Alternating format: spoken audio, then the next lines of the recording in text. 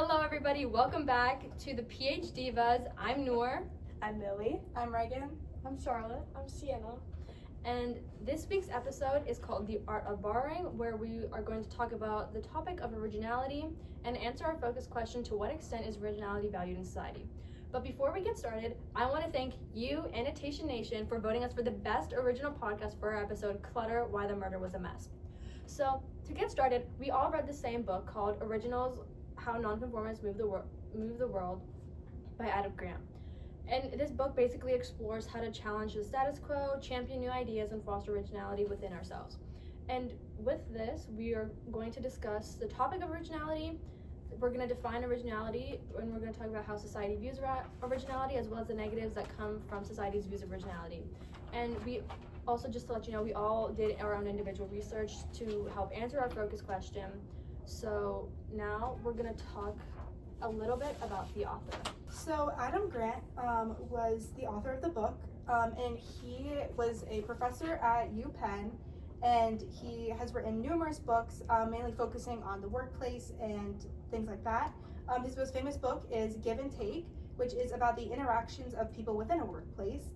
He also hosts 2 separate podcasts as well, and within the book, he does a lot of interviewing. He interviews many famous celebrities, and does a lot of research and goes to in-depth about different stories that you wouldn't typically hear about, that would be on the news, that really show how originality is portrayed just in our everyday world. I think that people like to say that there's always something to discover and there's new ideas to be made, but that also brings us to the question if something's actually able to be truly original anymore, because society values are directly contradicting to originality's like textbook definition of never being seen before or never being made before. Yeah, like I really feel like before I did my own research, I thought that originality was just like a simple word that could be defined as something that had like never been created before. But like through so many this layers, like an onion.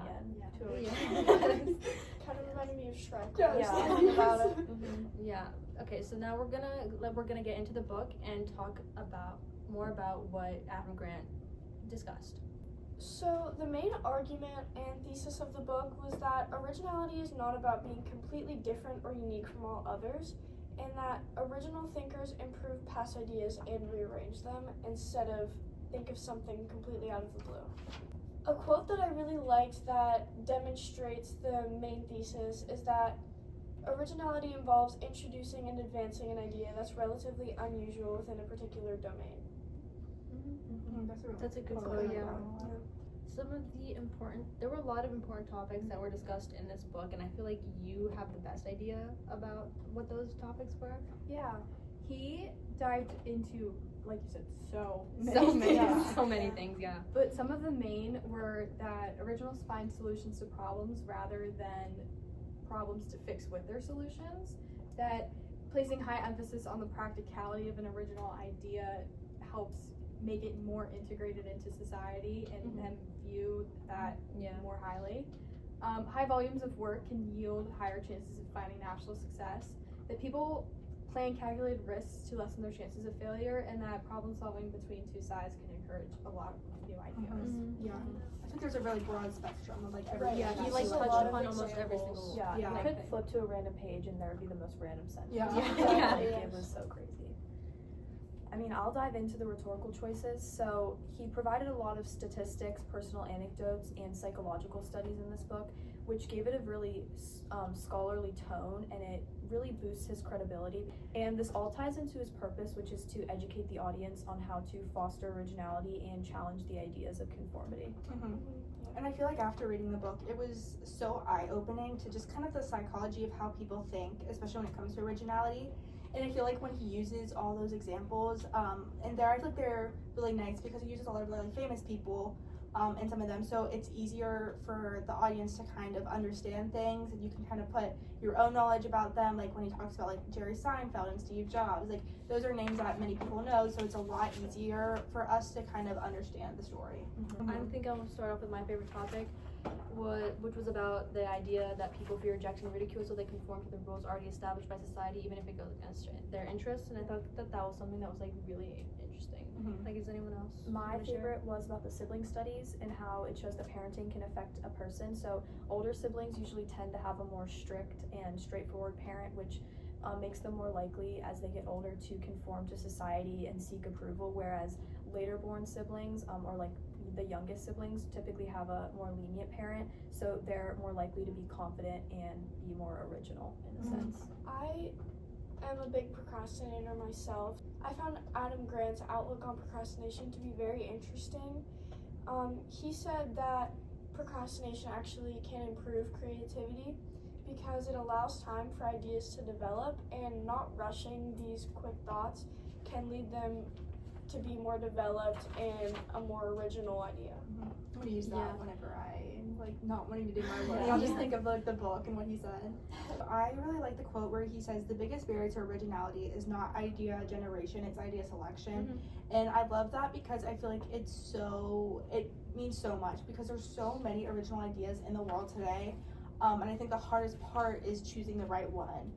He goes through so many different examples of different ideas, like the Segway, for example, that was an original idea that they thought was going to be great, but it really wasn't. Or like Seinfeld, like you just have to choose the right original idea that will benefit as many people and will be liked by as many people. Like that. So now let's connect the book to some of our outside research. So the first topic that we're going to discuss is the definition of originality. The book defines originality as making new ideas and taking action. In the book, Grant uses a lot of examples like Warby Parker and how they had a new and technically original idea of selling eyewear online and how they took action and made it happen. So I researched The Universal Truth by Austin Kleon. He said, "Nothing is original, all creative work builds on what came before. Every new idea is just a remix of two previous ideas." So to give a little background on Austin Kleon, he is famous for his newspaper blackout poems, and he initially thought that this was an original idea, but was surprised to find out that he actually wasn't original at all, and that many people did this before him. He thought about this for a while and came up with the originality paradox, which is basically saying that nothing is original and everything is influenced by something before it. It doesn't directly relate to our focus question, but it kind of shows how even though no ideas are original, people still value creativity and making something one's own. Yeah, I think that's a really great source. And to build off of that, I watched a TED Talk by Jacob Emery called "Are There Any Truly Ideas?" because the title just really drew me in. His main argument was that original ideas don't exist at all because ideas are all connected through time. The true value is in unoriginality because unoriginal ideas improve and build off of previous concepts, bettering them for the future, which overall demonstrates society's pressure to be completely original, which discourages creativity and innovation. And I think, relating to the focus question, it mainly says that there is still value in originality because of the high value placed on it from society. And the true meaning of originality does not exist as ideas are continuously built off of each other for years and years, and society overvalues the concept of being completely original and unique. Yeah, I really like that. It's a very I think like something from now could have been influenced all those years ago by something in like the caveman era. Yeah. Charlotte, what about this movie, The Greatest Showman, that you watched? So I want to hear more about it. Yeah, me too. I watched The Greatest Showman, which was kind of a movie about how a group of nonconformists and people who were generally viewed as outsiders banded together in order to create a circus for them to creatively express themselves, which supports the idea that originality is value, but often not in a positive way. And it's honestly a very corrupt mentality because society claims to value originality, but it rejects the people who are different until the ideas become profitable and successful, which kind of shows that people are scared to create or accept new nonconformist ideas because they fear that they will be ridiculed and rejected from society, but originality requires that risk of rejection. It also kind of dives into the idea that of a performative acceptance versus genuine acceptance, because the people attend the circus, but they still look down on the performers, and that society enjoys its looking at originality when it's entertaining and controlled, but as soon as it challenges like power dynamics and social classes and structures, they deem it unacceptable. Kind of connects to the book about how Grant argues that original thinkers are often rejected at first because the new ideas make people uncomfortable and threatened. I think these all just kind of tie together to say that originality doesn't have to mean creating something completely new and unheard of, but instead to reshape, combine, and improve past ideas to come together Like in for the a book better with society. Warby Parker, how it said Yeah. that like things had been sold online before, but Right. now that it was eyewear, people were a little bit shocked about that, but it became such a successful idea. Yeah, it's even kind of similar to Amazon, how it started with just selling books, and now you can get anything. Anything, you can literally get on anything. Amazon. You Yeah. can buy literally everything on Amazon. I thought bought this book on Amazon. Yeah, me Yeah. too. Yeah, I feel like that was like some pretty interesting stuff, and I really like what you said about the Greatest Showman, like performative versus genuine, like originality. Did you say? Yeah. I thought that was really cool.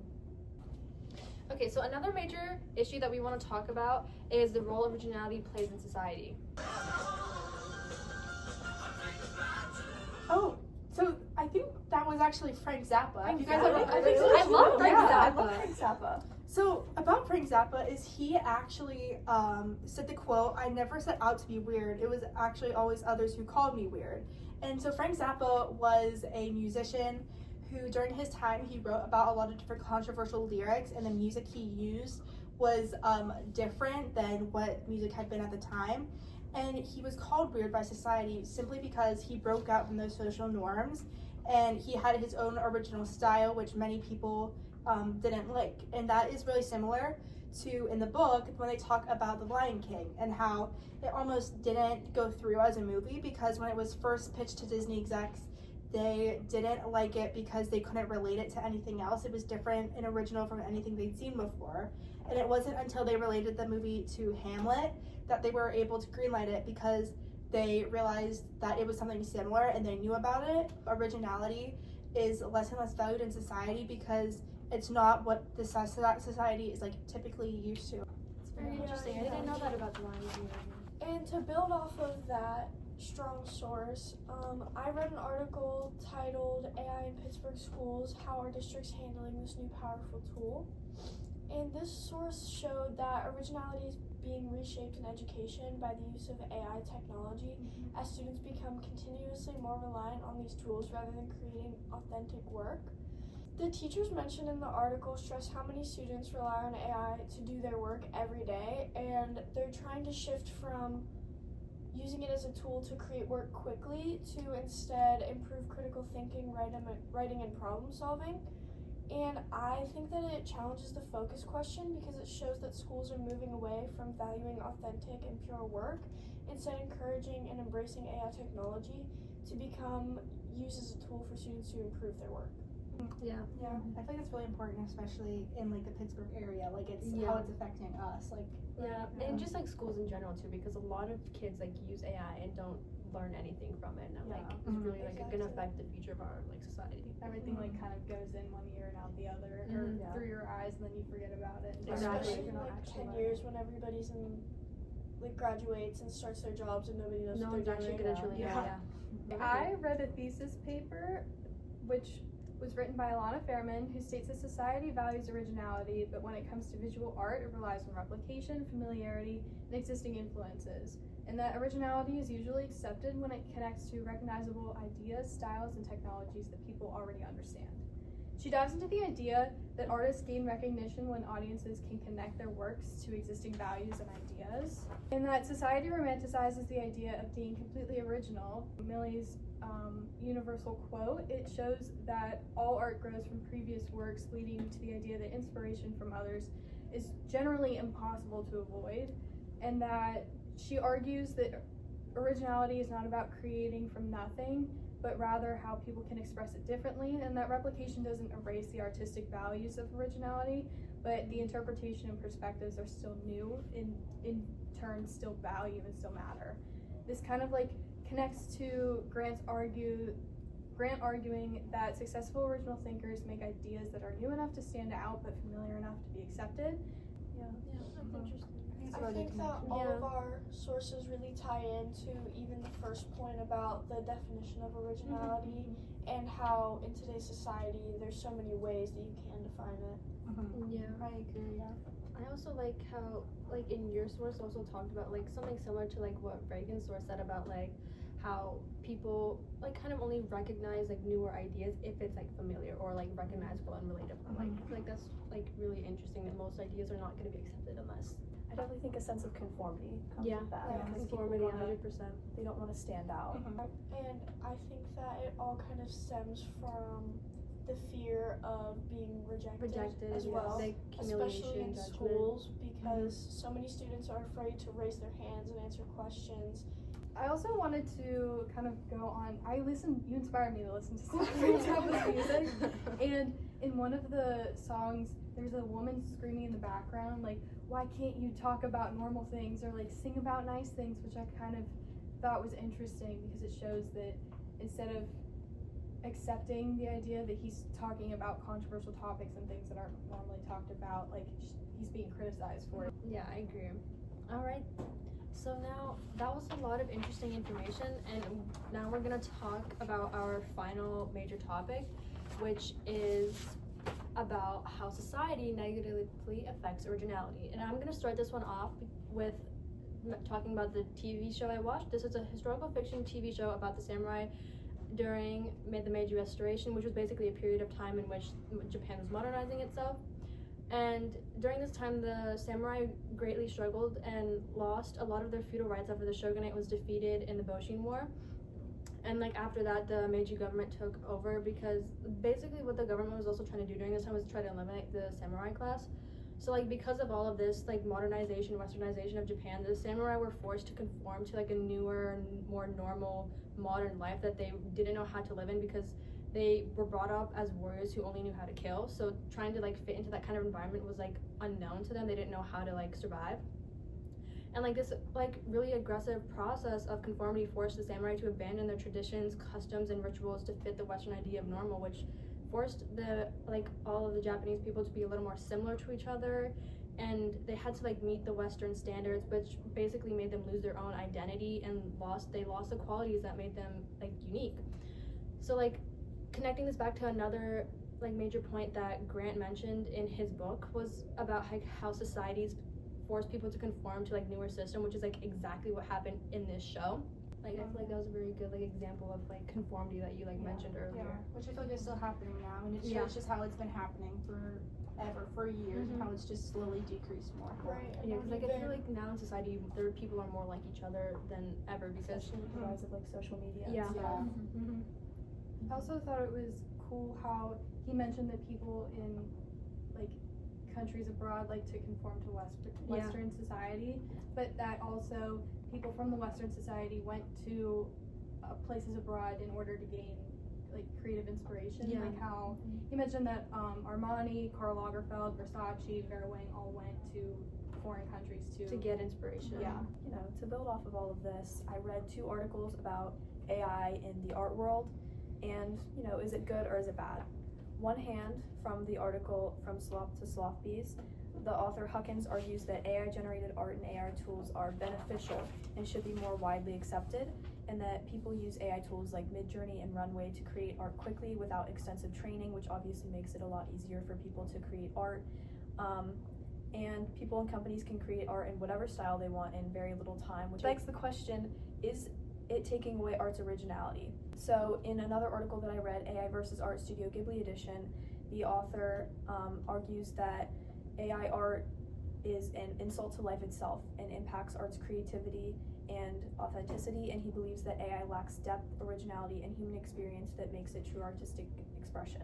So to relate it back to the focus question, it basically suggests that in the art world, at least originality is losing its value. Though not everyone would be able to create a perfect replica of Studio Ghibli's art style like what the author in AI versus Art Studio Ghibli edition was saying, it would still have more meaning than AI generated slop. And then it kind of refutes Grant's idea, because it's technically not creating new ideas or art, but instead just copying something else.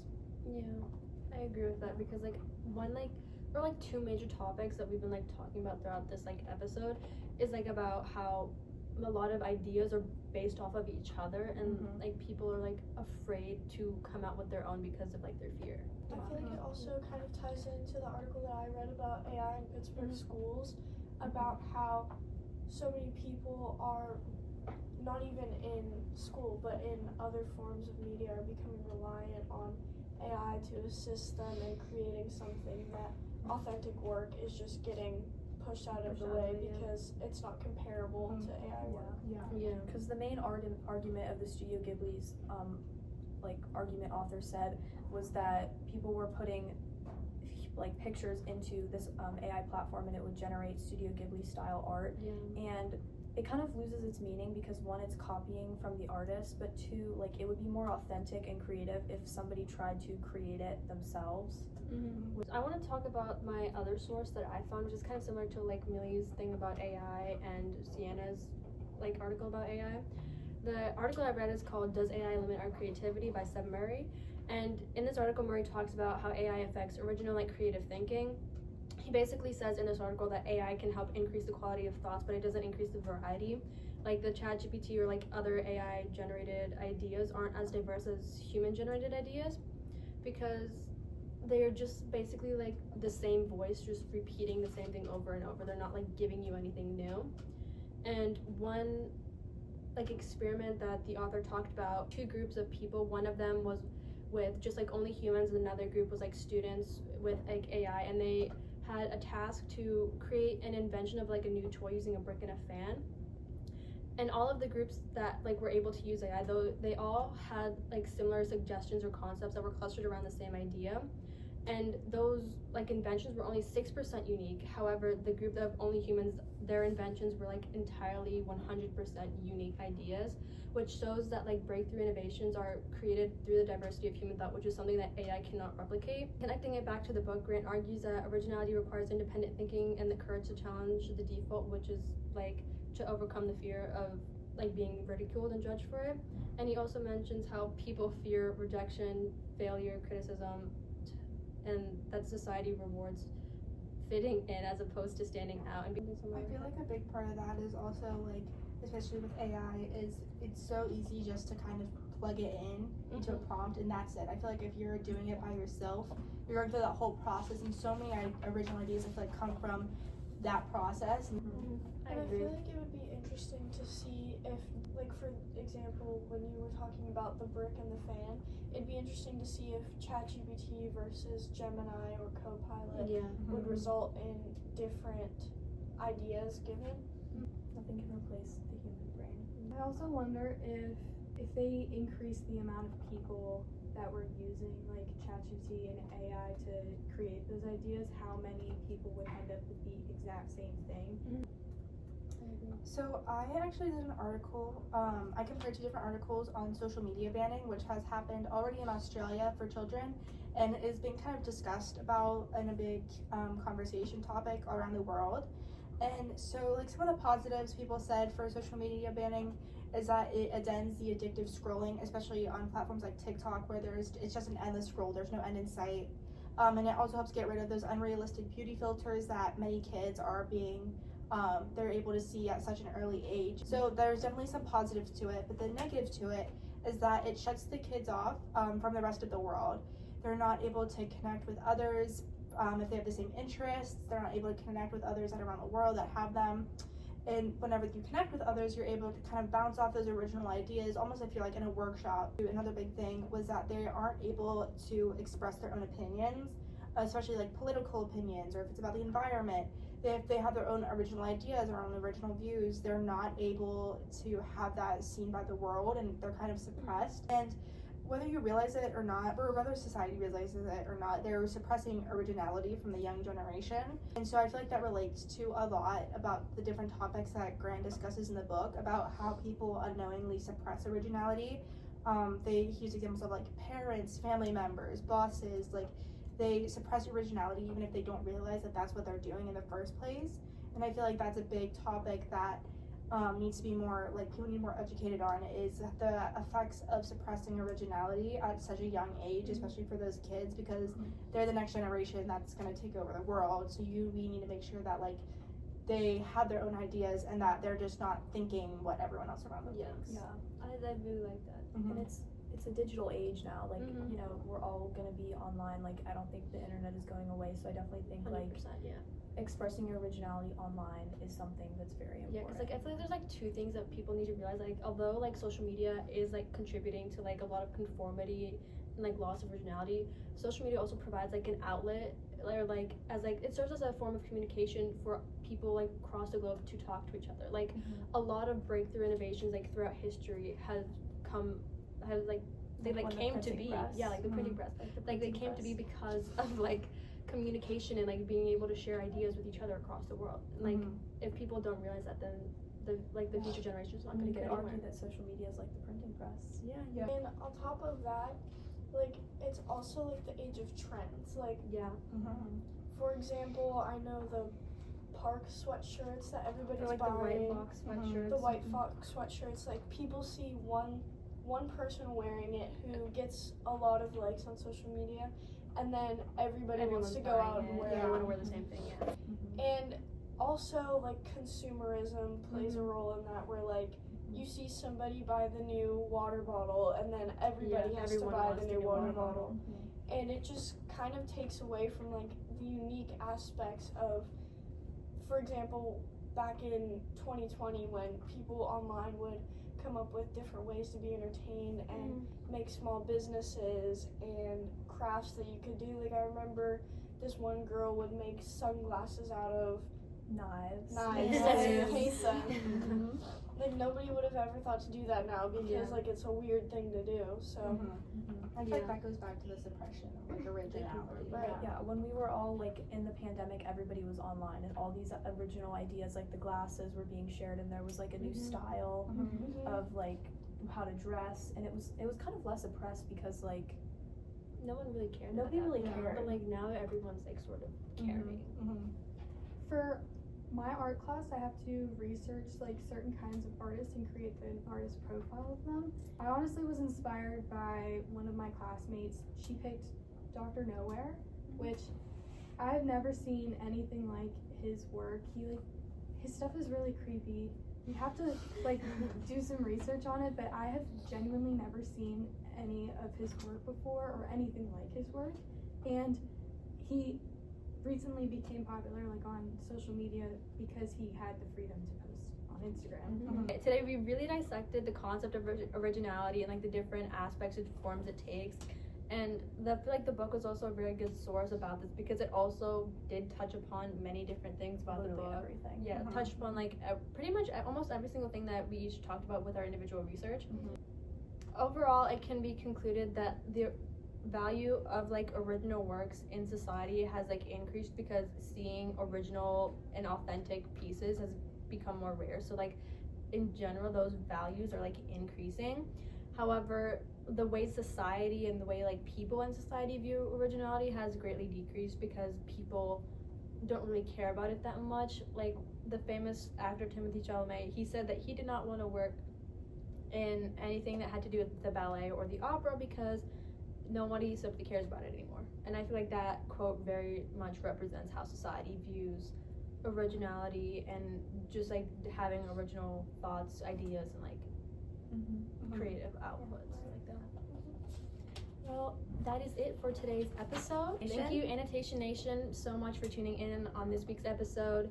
Next week, we will see you when we dive into the murder case of Sandra Ivey. What? I really liked what you guys said. Yeah. Now, And I think to tie everything together, it kind of says that you're done.